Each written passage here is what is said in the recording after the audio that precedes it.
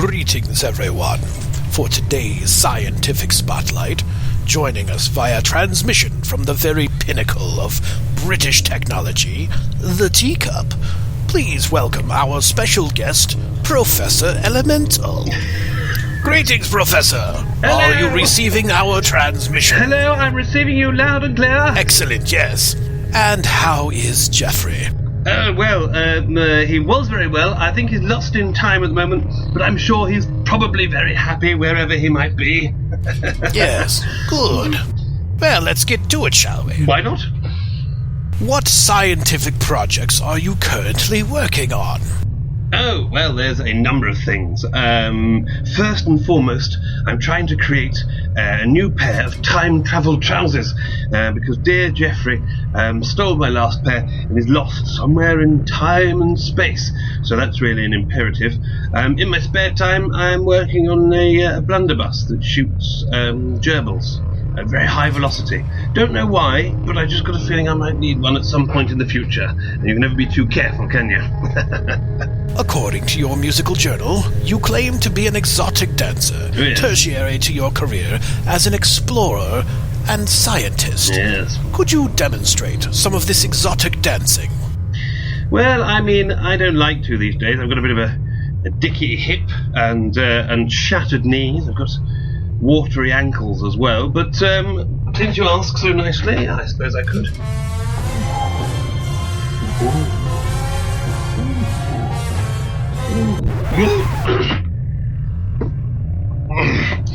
Thank you. That was enlightening. Thank you. And how do you feel about bananas? Oh, well, I do know, I like them. I got one here. But sadly, every banana I ever seem to buy ends up missing. So this is pretty much the first banana I've had in about 20 years or so. And it's chewy, but otherwise rather tasty. In the past few years, steampunk has become a subculture powerhouse, and its musical identity is broadening more and more every day. What advice would you give to new artists looking to develop their identity within the steampunk community? Well, I always think it's better to be yourself. Unless someone else is more interesting, in which case be them.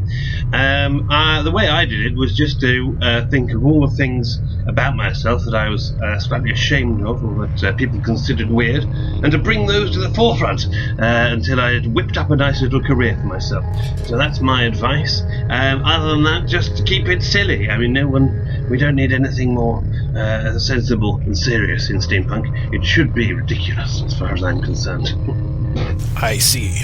And what is your plan for when monkeys take over the Earth? Oh, well, in that case, I welcome our new simian overlords, and I apologise on behalf of man for all of the things we've done, and specifically for all of the beatings that I gave Jeffrey. I regret most of them now, and from here on in, as soon as he gets back, I'll treat him absolutely tip-top. And, can I get you a banana? As you may be aware, I am a member of the Army of Toy Soldiers, Yes. which can be found at their website, toysoldiersunite.com. I understand that you have worked with toy soldiers in the past. Could you tell us about your experiences?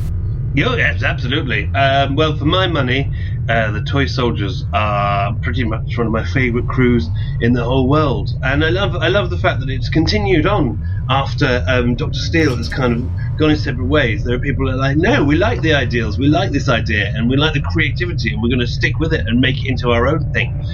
So I've just done odds and ends, really, hung out with some lovely Toy Soldiers all over the world when I've done shows, and recently was sent some mind control biscuits, which were very delicious, but failed to work. Although I do now have an inclination to do whatever I'm told by any toy soldier that I ever see. Master, sir. I understand that you have a background working with children and education. Could you tell us a bit more about that? Yes, well, I used to do a lot of work with young people in the Victorian age, and predominantly I would scoop orphans up in a net, and then I would take them to Elemental Manor and teach them how to clean chimneys or work the huge grinding machines of the workhouse. Then I'd send them out to work for me, or possibly even to pick a few pockets, and they'd bring me a few shillings as reward. And it worked well. But times change, and they wanted to arrest me, so I thought probably best that I give that a rest.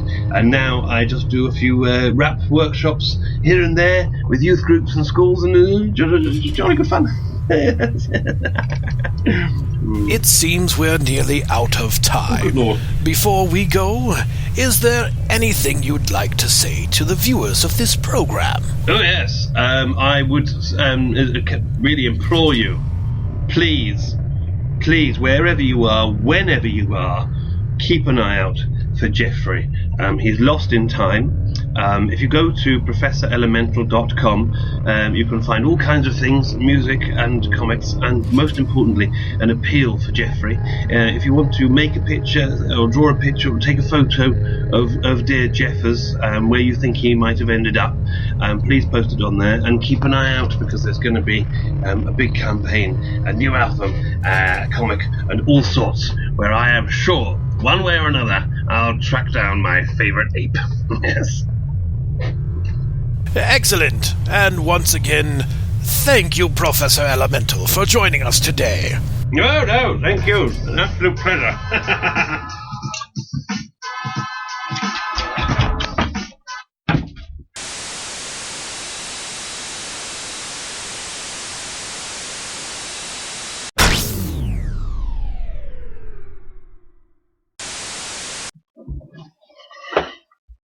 Yes.